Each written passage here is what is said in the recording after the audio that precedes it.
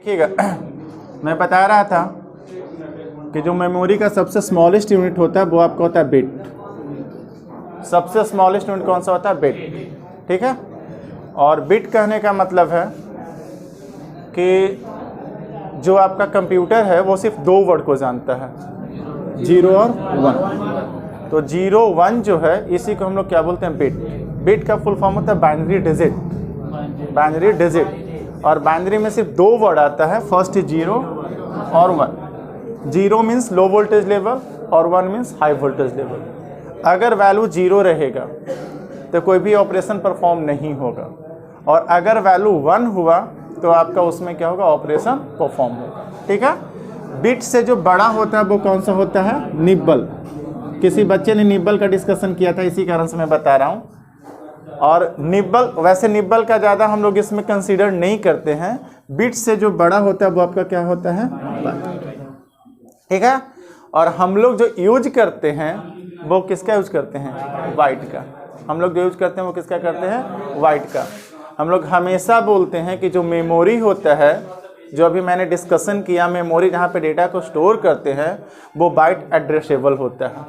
Bite कहने का मतलब क्या है कि अगर हम 1 बाइट की बात करें तो 1 बाइट में आपका 8 बिट्स होता है। कितना होता है? 8 बिट्स।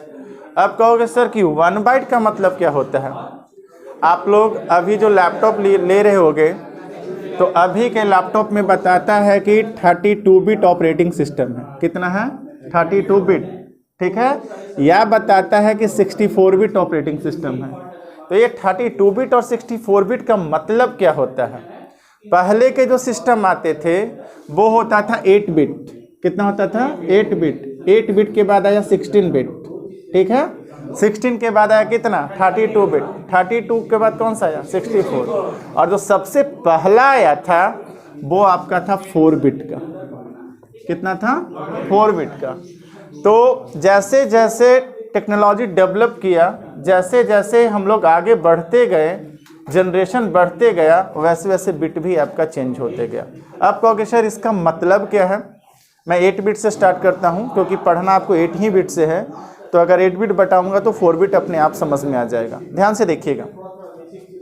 मानकर चलो कि मेरे पास आपने मैसेज भेजते होगे मोबाइल में, आप देखते होगे कि मैसेज का साइज अगर बड़ा हो जाता है तो आपका जो मैसेज एक दिन में अगर 100 मैसेज फ्री देता है तो 2 मैसेज एक बार में कटता है ना।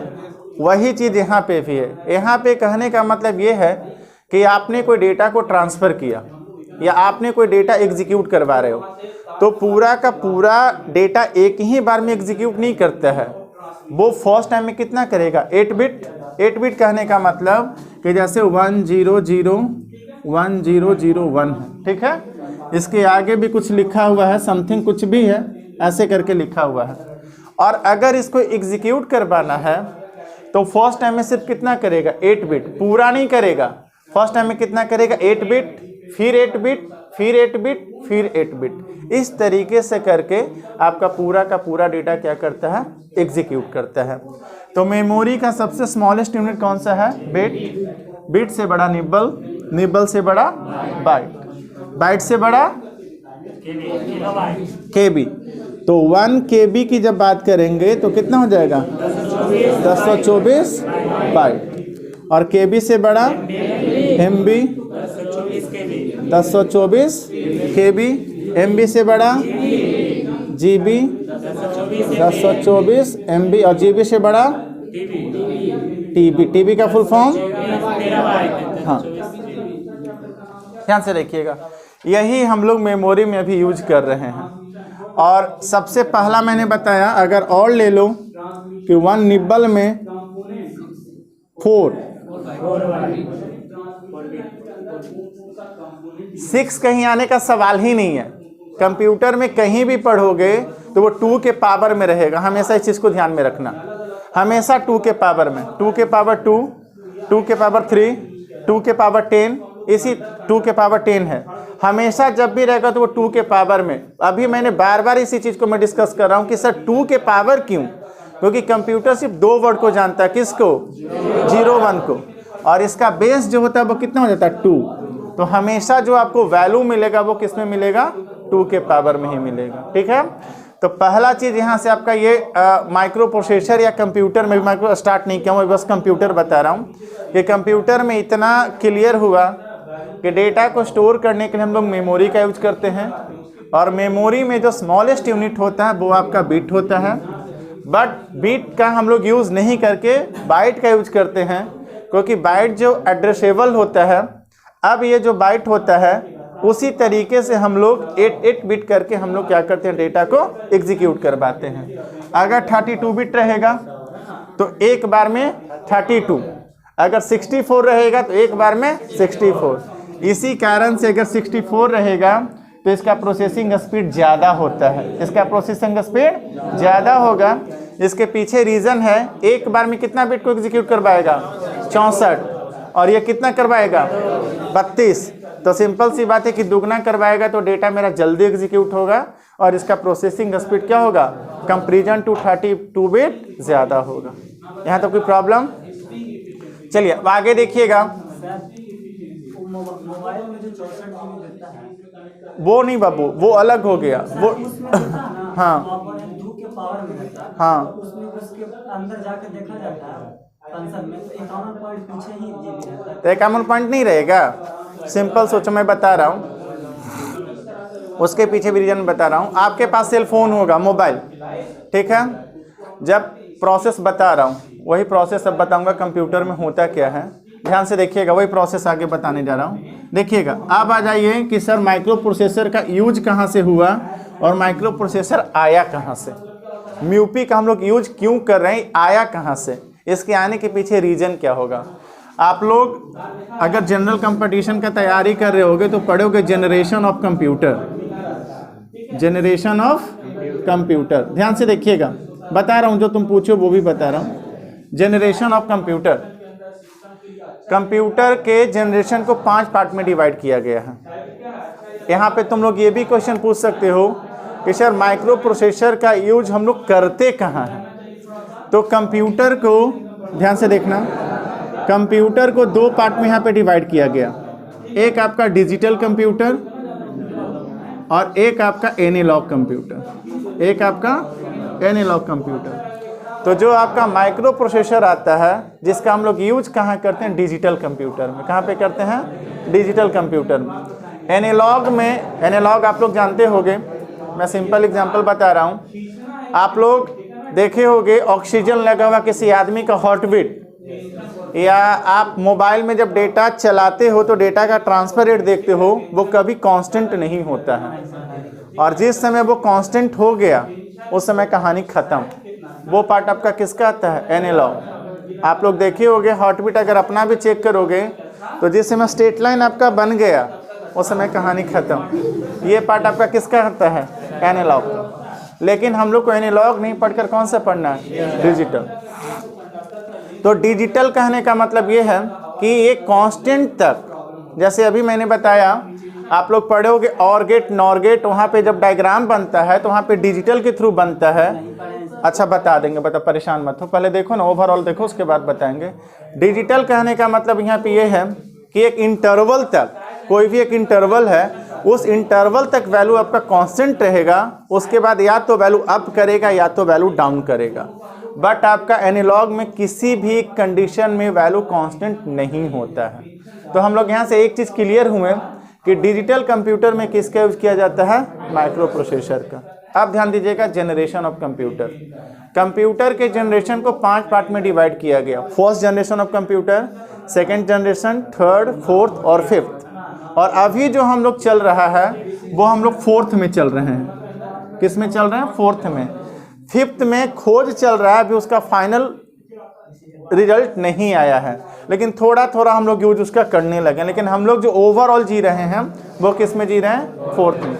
अब देखिएगा कि माइक्रो प्रोसेसर कहाँ पे आया था, ध्यान से देखना। सबसे पहला आया फर्स्ट जनरेशन ऑफ कंप्यूटर। जब फर्स्ट जनरेशन ऑफ कंप्यूटर की हम बात करेंगे तो उस समय जो प्रोसेसर के फॉर्म में आया, हम लोग प्रोसेसर पे ही ज़्यादा फोकस करेंगे, हमको पढ़ना माइक्रो प्रोसेसर। जो प्रोसेसर के फॉर्म में आया फर्स्ट जनरेशन ऑफ कंप्यूटर में, वो आया था वैक्यूम ट्यूब। क्या आया था, वैक्यूम ट्यूब। और वैक्यूम ट्यूब का साइज बहुत ज़्यादा बड़ा होता था, साइज बहुत ज़्यादा बड़ा होता था। तो कंप्यूटर जहाँ भी आप यूज देखे होंगे वहाँ पे देखे होंगे कि एसी लगा हुआ रहता है, क्योंकि मशीन है तो वो हीट ज़्यादा होगा। तो उस समय पावर सप्लाई मुझे बहुत ज़्यादा देना पड़ता था, फर्स्ट प्रॉब्लम। सेकेंड, उसका प्रोसेसिंग स्पीड बहुत ही कम था, और साइज ज़्यादा होने के कारण प्रोसेसिंग स्पीड क्या था, बहुत ही कम था।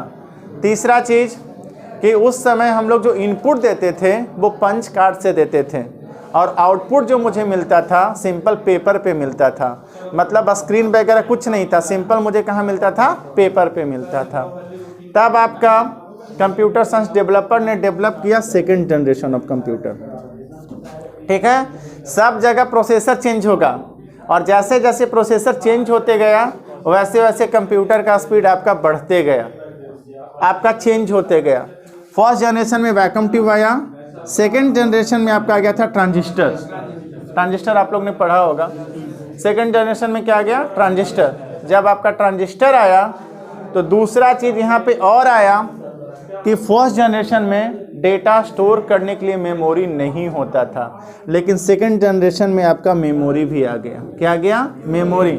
मेमोरी आने से आपको फ़ायदा ये हुआ कि डेटा को हम लोग स्टोर करने लगे, और स्टोर हम लोग डेटा को इसके कारण से करने लगे कि फ्यूचर में जब भी मुझे डेटा का रिक्वायरमेंट होगा हम इजी वे में उसको देख सकते थे। ये हुआ सेकंड जनरेशन में। कंप्यूटर में जो मेन चेंजेज आया वो आपका किस में आ गया, थर्ड जनरेशन में। यहीं से कंप्यूटर आपका टर्न कर गया, और थर्ड जनरेशन में आपका यूज हुआ आईसी, इंटीग्रेटेड सर्किट, और इसी इंटीग्रेटेड सर्किट को बोला जाता है माइक्रो प्रोसेसर। ध्यान से सुनिएगा, कोई भी पूछेगा तो आप बता सकते हैं कि थर्ड जनरेशन ऑफ कंप्यूटर में ट्रांजिस्टर को रिप्लेस करके कौन सा आया, आईसी, इंटीग्रेटेड सर्किट। और इंटीग्रेटेड सर्किट का साइज जो होता था वो ट्रांजिस्टर से बहुत छोटा होता था।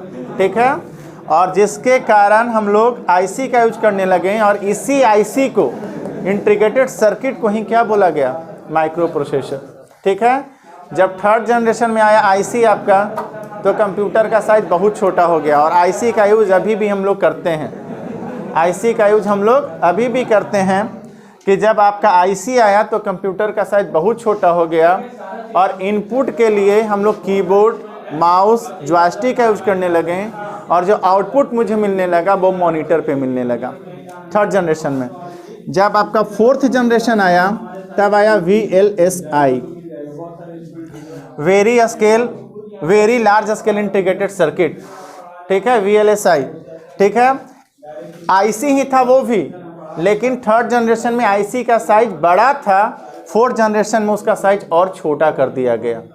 फोर्थ जनरेशन में इसी सर्किट को क्या किया गया, छोटा किया गया। ठीक है, जब ये छोटा किया गया यहाँ पे फोर्थ जनरेशन में, और यहाँ पे मेन पार्ट आपका आया नेटवर्किंग। जब थर्ड जनरेशन में कंप्यूटर बनकर आपका तैयार था, तब वहाँ पे ये क्वेश्चन है कि इस कंप्यूटर का हम लोग करेंगे क्या। तब आपका फोर्थ जनरेशन में क्या आया, नेटवर्किंग, और यहाँ से हम लोग डेटा को ट्रांसफ़र करने लगे और डेटा को रिसीव करने लगे। ठीक है, और यहीं पे आपका जब VLSI आया तब हम लोग लैपटॉप, ठीक है, नोटबुक वगैरह जितना छोटा छोटा पार्ट हम लोग यूज करने लगे, वही पार्ट आपका कहाँ से आया, फोर्थ जनरेशन ऑफ कंप्यूटर से। क्योंकि जो आपका माइक्रो प्रोसेसर था उसका साइज एकदम छोटा सा चिप बन गया, छोटा सा चिप बन गया, और उसी चिप के अंदर सारा का सारा पार्ट आपका होता था। और अभी जो हम लोग यूज कर रहे हैं फिफ्थ जनरेशन, उसमें आता है AI कहने का मतलब आर्टिफिशियल इंटेलिजेंस। ठीक है, आप कहोगे सर इसमें हम लोग कर क्या रहे हैं फिफ्थ जनरेशन में। तो फिफ्थ जनरेशन में ये है कि जिस तरह से हम लोग सोचते हैं, आप रोबोट का नाम सुने होंगे। रोबोट को अगर इंस्ट्रक्शन दे दो कि आपको सीधे जाना है और आगे गड्ढा भी रहेगा तो वो सीधे आगे चलते जाएगा, वो गिर जाएगा।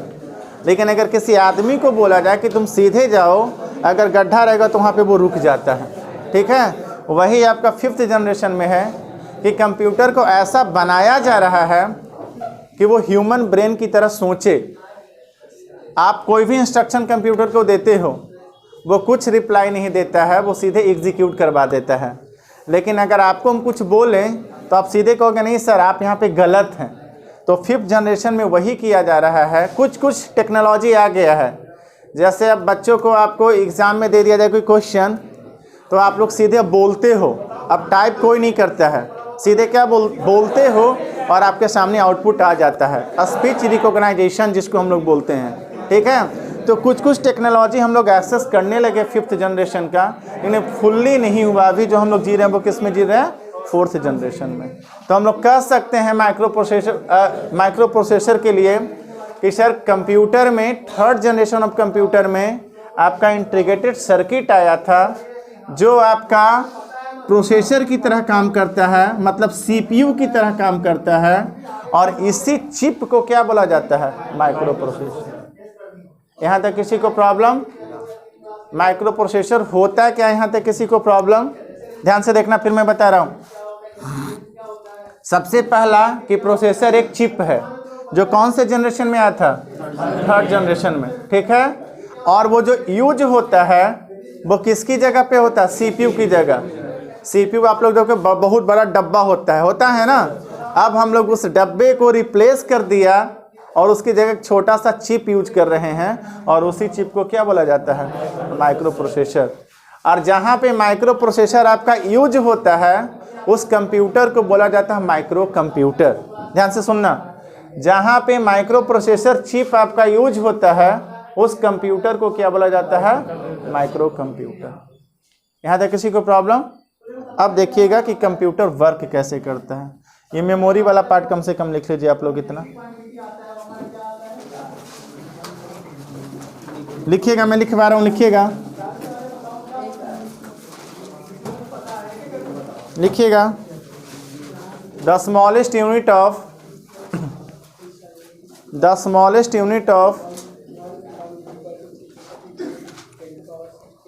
the smallest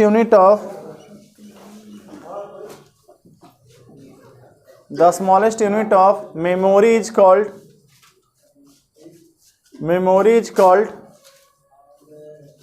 the smallest unit of memory is called bit।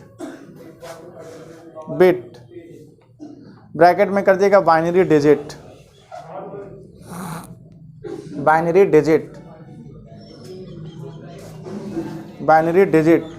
अब इसको लिख लीजिएगा यहाँ से यहाँ तक।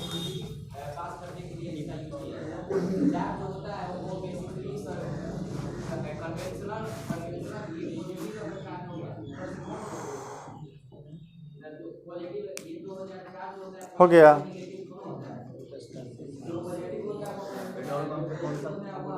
क्या बाबू? पेट्रोल पंप पे कौन सा कंप्यूटर? तेज से बोलो। पेट्रोल पंप पे कौन सा कंप्यूटर? वो कंप्यूटर नहीं होता, वो भी पढ़ना, माइक्रो कंट्रोलर होता है। तो तुम पूछ रहे हो ना, 2 पार्ट है, एक माइक्रो प्रोसेसर, माइक्रो कंट्रोलर। तो वहाँ पे माइक्रो कंट्रोलर होता है, वहाँ कंप्यूटर नहीं, माइक्रो प्रोसेसर नहीं, माइक्रो कंट्रोलर होता है, वो भी बताएंगे। 2 पढ़ना ही है, माइक्रो प्रोसेसर और माइक्रो कंट्रोलर। वहाँ पे माइक्रो कंट्रोलर यूज होता है। घर में एसी है या फ्रिज है, वहाँ पे माइक्रो कंट्रोलर का यूज करते हैं। कैलकुलेटर है, माइक्रो कंट्रोलर होता है।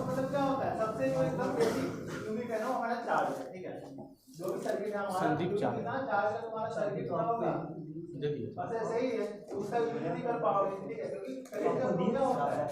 ये है सर। ये किसका था वो?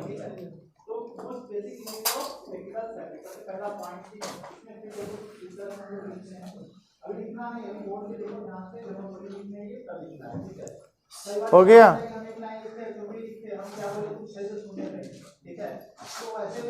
यहीं तक ये बताएंगे हम कल खुद लिखवा देंगे, ये हम लिखवाएंगे, परेशान मत। VLSI very large scale integrated circuit.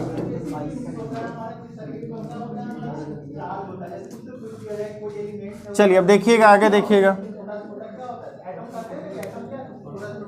चलिए देखिए,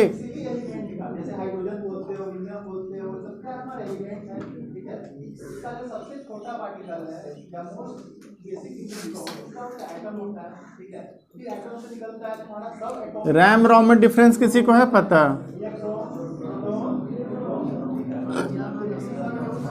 तेज से बोलो कि हम भी सुन सकें। नहीं पता, सबसे आसान यही कि नहीं पता है क्या? सब खा गई?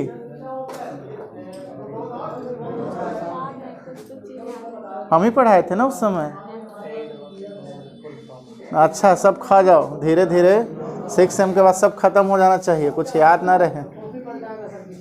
हाँ, कॉपी कहाँ कहाँ लेकर चलोगे बाबू?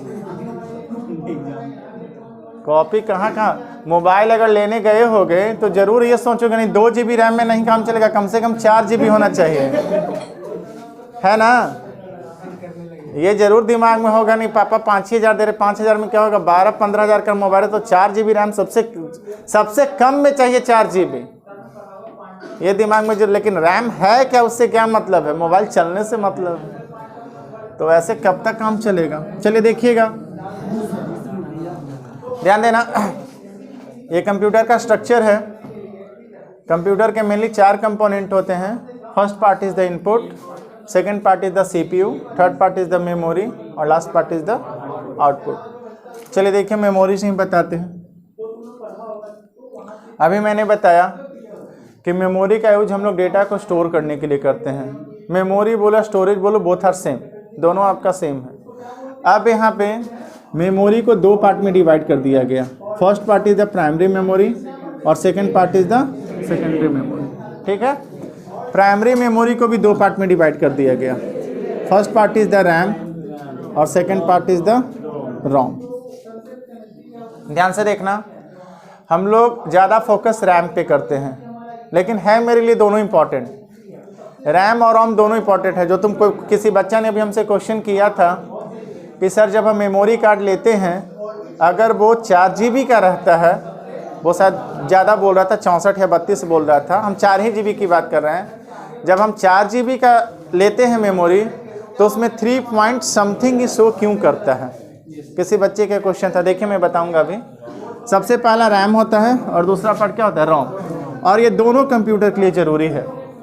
अगर कंप्यूटर में दोनों में से कोई एक भी नहीं रहा तो कंप्यूटर आपका डब्बे की तरीके हो जाएगा, काम नहीं करेगा। अगर रैम भी नहीं रहेगा तो स्टार्ट ही नहीं होगा, रोम भी नहीं रहेगा तो स्टार्ट ही नहीं होगा। मतलब दोनों का होना ज़रूरी है। अब सर ये होता है क्या? सबसे पहला मैं रैम को डिस्कस करता हूँ।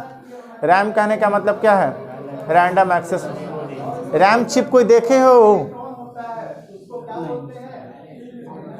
ये चिप कोई देखे हो? ये हार्डवेयर का पार्ट है। रैम किसी ने नहीं देखा है? हाँ, चलिए देखिएगा। रैम मैंने बताया रैंडम एक्सेस मेमोरी। कहोगे सर इसको रैंडम क्यों बोला गया है? ध्यान से देखना, रैम कहने का मतलब क्या था? Random access memory. आप लोग देखे होंगे, किसी ने अभी बोला कि सर 2 GB रैम में मोबाइल हैंग करने लगता है। ठीक है, मोबाइल हैंग करने के पीछे रीज़न ये है कि अगर आप मोबाइल में या लैपटॉप या डेस्कटॉप में कोई भी एप्लीकेशंस को रन करते हो तो एप्लीकेशंस कहाँ पे चलता है? रैम पे चलता है। ठीक है, और अगर आपके पास रैम कितना है? 2 GB। कितना है? 2 GB। ठीक है, आपने फेसबुक भी खोल के रखा है, FB भी खोल के रखा है, व्हाट्सएप भी खोल के रखा है, 1 GB का रैम भी, 1 GB का गेम भी खोल के रखा है। ठीक है, और भी कई सारे एप्लीकेशन आपने खोल कर रखा है, और सारे एप्लीकेशन क्या करेगा? स्पेस को कवर करेगा। और आपके पास रैम का साइज कितना है? 2 GB। तो सिंपल सी बात है, पहला यहीं से आएगा।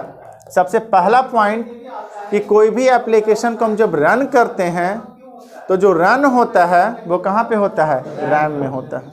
कहाँ पे होता है? रैम में होता है। और अगर आपका रैम नहीं रहेगा तो आपका ऑपरेशन ही नहीं परफॉर्म करेगा। रैम आपका नहीं रहेगा तो आपका ऑपरेशन ही नहीं परफॉर्म करेगा। अब ध्यान दीजिएगा, जब आपका रैम में प्रोसेस आपका एग्जीक्यूट करता है, कोई भी आप बेसिक ऑपरेशन, एडिशंस का करो, मल्टीप्लिकेशंस का करो, सारे ऑपरेशंस आपका कहाँ पे होता है? रैम में। इतना ही नहीं, और देखिएगा, ऑपरेटिंग सिस्टम का नाम आप लोग ने सुना होगा, और सारे बच्चे के मोबाइल में विदाउट OS आपका सिस्टम ऑन ही नहीं होता है। ठीक है, बहुत सारे ऑपरेटिंग सिस्टम आप लोग में सब में अलग अलग होगा। तो विदाउट ऑपरेटिंग सिस्टम आपका कंप्यूटर या मोबाइल आपका ऑन ही नहीं होता है। कहोगे सर ये करता क्या है? ध्यान से देखिए, सबसे पहला जैसे ही हम पावर बटन को ऑन करते हैं, या तो लैपटॉप हो या तो डेस्कटॉप या मोबाइल हो, सब में एक ही फंक्शन है। पावर बटन को ऑन किए, पावर बटन को ऑन करते ही सबसे पहला पावर सप्लाई रोम में जाता है। कहाँ पे जाता है? रोम में। रोम में एक पार्ट आप लोग ने नाम सुना होगा, BIOS, basic input output system. ठीक है, ध्यान से सुनिएगा। जैसे ही पावर आपने ऑन किया, सबसे पहला कहाँ जाएगा? रोम में। और रोम का काम क्या है कि जितना भी उसे कनेक्टेड पार्ट है सबको वो चेक करके बताएगा कि सब एक्टिव कंडीशन में है कि नहीं है। ठीक है, अब यहाँ पे जैसे ही पावर गया, ये बता दिया कि नहीं सारा चीज़ सही है। तब जो दूसरा प्रोसेस होगा, आपका ऑपरेटिंग जो सिस्टम है वो आपका सेकेंडरी मेमोरी में स्टोर रहता है। कहाँ रहता है? सेकेंडरी मेमोरी में। ऑपरेटिंग सिस्टम स्टोर कहाँ रहता है? सेकेंडरी मेमोरी में। ऑपरेटिंग सिस्टम ही नहीं, सारा चीज़ आपका जितना भी कंप्यूटर में स्टोर होता है वो सारा कहाँ पे स्टोर होता है? सेकेंडरी मेमोरी में। आप लोग देखे होंगे कि रैम का उसको करने के लिए, खाली करने के लिए कई सारे एप्लीकेशन आप लोग यूज करते होंगे। कई सारे एप्लीकेशन भी आता है, रैम जेट करके आता है, कई सारे एप्लीकेशन आता है। वो क्या करता है? रैम को हमेशा खाली कर देगा। ठीक है, तो होता क्या है कि ऑपरेटिंग सिस्टम रहता कहाँ है? सेकेंडरी मेमोरी में। लेकिन जैसे ही हम मोबाइल को या सिस्टम को ऑन करते हैं, सेकेंडरी मेमोरी से वो सीधे कहाँ चला जाता है? रैम में। कहाँ चला जाता है? रैम में। तो सिंपल सा बात सोचो कि अगर रैम का स्पेस था कितना? 4 GB। 4 GB जैसे ही हम लोग ऑन किए तो ऑपरेटिंग सिस्टम कहाँ चला गया? रैम में। तो स्पेस कुछ ना कुछ लेगा ना, तो आपका 3.2 GB के आसपास आपको शो करेगा। कितना शो करेगा? 3.2 GB। क्योंकि जब भी तुम रैम का साइज कंसीडर करोगे तो मोबाइल ऑन करके ही करोगे, सिस्टम ऑन करके ही करोगे। और जब भी आपका सिस्टम ऑन होगा तो ऑपरेटिंग सिस्टम अपना स्पेस कहाँ लेगा? रैम में। इसी कारण से आपका जो साइज होता है वो कम शो करता है। पहला चीज़। दूसरा चीज़ आप देखिएगा, आप लोग रोम की बात करते हैं, रोम में भी साइज अगर आपको बोलेगा कि 64 GB आपका मेमोरी है, लेकिन आप देखोगे तो आपका उसका साइज कम शो करेगा। कहोगे सर क्यों? आप लोग जब मोबाइल लेते होगे तो कुछ एप्लीकेशन उसमें ऐसा रहता है जो साथ में वो देता ही है, इनबिल्ट रहता है। कहोगे सर ऐसा क्यों? ध्यान से देखिएगा, किसी के पास सैमसंग का मोबाइल होगा, किसी के पास MI का मोबाइल होगा, तो सैमसंग में सैमसंग गैलेक्सी रहता है, MI में MI पे कई सारे एप्लीकेशन। स्टार्टिंग में जब रोम बन कर आता है तो वो पूरा का पूरा खाली रहता है। ध्यान से देखना, रोम का साइज अगर मान के चलो 64 GB है तो ये स्टार्टिंग में पूरा का पूरा चिप खाली रहता है। रोम भी एक चिप है, सारा चिप है, वो स्टार्टिंग में पूरा का पूरा क्या रहेगा? खाली रहेगा। जो भी मैन्युफैक्चर रहेगा वो खाली करके देगा। खाली करके ये 64 GB एयरटेल के पास आया या कोई मोबाइल का सैमसंग के पास आया, और मान के चलो कि 64 GB नोकिया के पास आ गया या MI के पास आ गया। जब इसके पास आया तो ये कुछ एप्लीकेशन अपने तरह से इनबिल्ड करते हैं। जैसे अभी मैंने बताया, आप कितनी बार मोबाइल को फॉर्मेट करोगे ये एप्लीकेशन आपका कभी भी डिलीट ही नहीं होता है। रोम की यही खासियत है कि अगर एक बार प्रोग्रामिंग हो गया तो वो कभी भी आपका डिलीट नहीं होता है। तो जब ये 64 GB आपका आया था, तो अगर ये 1 GB या 2 GB प्रोग्राम को अगर कंसीडर करेगा तो आपका सिंपल सी बात है कि आपका जो स्पेस बताएगा वो 62 GB ही बताएगा, और हमेशा बताएगा, क्योंकि जो इनबिल्ट स्टार्टिंग में किया गया था सैमसंग कंपनी के थ्रू या MI कंपनी के थ्रू, वो कभी भी आपका डिलीट नहीं होगा। इसी कारण से उसका स्पेस कम बताता है।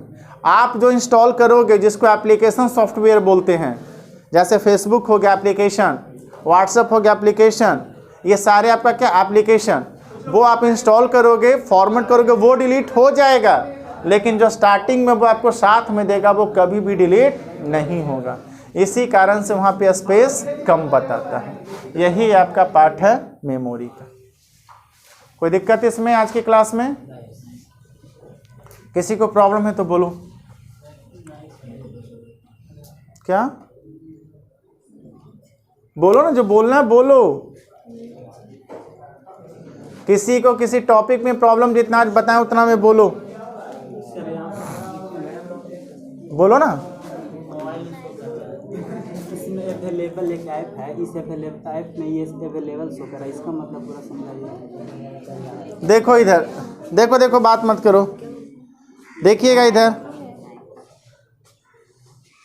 देखिए इस मोबाइल में बता रहा है, देखिए इंटरनल स्टोरेज देखो 51.66 GB है आपका। इंटरनल मेमोरी जो है वो यहाँ पे इंडिकेट कर रहा 51.66 GB, लेकिन ये होगा ज़्यादा। ये अभी मैंने बताया इंटरनल कहने का मतलब ही रोम वाला पार्ट, रोम वाला पार्ट। देखो यहाँ पे सिर्फ 51 शो कर रहा है, और जब लड़का लिया होगा तो 64 GB होगा, है ना। तो कम नहीं करेगा, एक दो एप्लीकेशन नहीं होगा। किसका? सैमसंग का मोबाइल है, किसका है? हाँ सैमसंग का होगा। तो सैमसंग का जब मोबाइल होगा तो कम से कम 8-10 एप्लीकेशन इसका इंस्टॉल ऑलरेडी दिया ही होगा, ठीक है। और एक अगर 512 MB का भी स्पेस लेगा, 512 MB का भी स्पेस लेगा, तो अगर 10 एप्लीकेशन भी तो 5 GB तो ऐसे ही ख़त्म हो गया। पहला हो गया। दूसरा देखिए रैम भी इसका अवेलेबल दिखा रहा है कुछ, तो रैम तो एक तो पहला ऑपरेटिंग सिस्टम आ गया तो रैम का साइज कुछ कम कर देगा। दूसरा, अगर कोई एप्लीकेशन रन आप करवा रहे हो, अभी मैंने बताया कि एक बार में कई सारे एप्लीकेशन आप लोग रन करवाते हैं, ठीक है। अगर हम FB पे काम कर रहे हैं, फेसबुक पे काम कर रहे हैं, लेकिन इतना सारा एप्लीकेशन आपका बैकग्राउंड में रन कर रहा है, वो स्पेस को तो कवर करेगा ही ना। एक्टिव मोड में रहे या न रहे, बट वो स्पेस को क्या कर रहा है? कवर कर रहा है। और स्पेस अगर कवर करेगा तो रैम की साइज को वो क्या कर देगा? कम कर देगा। जितना बताऊं उतना में किसी को प्रॉब्लम है तो बोलूं, किसी को दिक्कत? जनरेशन ऑफ कंप्यूटर, फिर आपका माइक्रो प्रोसेसर होता क्या है? हाँ हाँ हाँ हाँ हाँ हाँ, वो डिपेंड करता है। 64 बाइट मोबाइल में भी आता है। हाँ हाँ, जनरली अब 2 ही चलता है। अभी मैंने बताया ना कि स्टार्टिंग में आया था 4 बिट। आप लोग को जो पढ़ना है 8085 माइक्रो प्रोसेसर, आप लोग को पढ़ना 8085 और 8086, ध्यान से देखना, आप लोग को पढ़ना यही है। तो जब 8085 जिस जमाने में आया था उस समय हम लोग यूज करते थे 8 बिट। कितना यूज करते थे? 8 बिट। लेकिन उसी के बाद तुरंत आया 8086, इसमें हम लोग यूज करने लगे 16 बिट। कितना आ गया? 16 बिट। और अब जो हम लोग यूज कर रहे हैं उतना ही नहीं, आप लोग एक चीज और देखना, आप लोग कोई भी एप्लीकेशन को जब इंस्टॉल करोगे तो एप्लीकेशन भी अब आता है कि वो 32 बिट वाले ऑपरेटिंग सिस्टम पे आप यूज करोगे कि 64 बिट वाले पे आप यूज करोगे। अब ये भी आता है, 32 बिट वाले 64 पे सपोर्ट नहीं करेगा। जब आप कोई भी लैपटॉप या डेस्कटॉप आप यूज करोगे तो अब तो बहुत चेंजेज आ गया। पहले हमें याद था कि विंडो 7 जब हम यूज करते थे, विंडो 7 की बात या विंडो XP की बात यूज करते थे। अब तो हम लोग सिंपल मोबाइल में भी क्या करते हैं, सिम डाल या नेट चलना स्टार्ट हो जाता है ना। लेकिन जब हम लोग के टाइम बीटेक कर रहे थे उस समय फ़ोन करके सेटिंग करना पड़ता था मोबाइल में, तब जाकर नेट चलता था। फ़ोन सेटिंग में जाकर सेटिंग करना पड़ता, तब जाकर नेट चलता था। तो सिमिलरली ऑपरेटिंग सिस्टम में भी यही है कि जब आप किसी भी एप्लीकेशन को डाउनलोड करोगे तो वो आपसे पूछेगा कि आपका जो ऑपरेटिंग सिस्टम है वो 32 बिट है कि 64 बिट है, और वही एप्लीकेशन आपको क्या करेगा? सपोर्ट करता है। वही एप्लीकेशन क्या करेगा? सपोर्ट करेगा। और किसी कोई प्रॉब्लम? चलिए, तो कल से लिखवाते हुए फिर आगे हम बढ़ेंगे, आज इतना ही रहने देते हैं, ठीक है।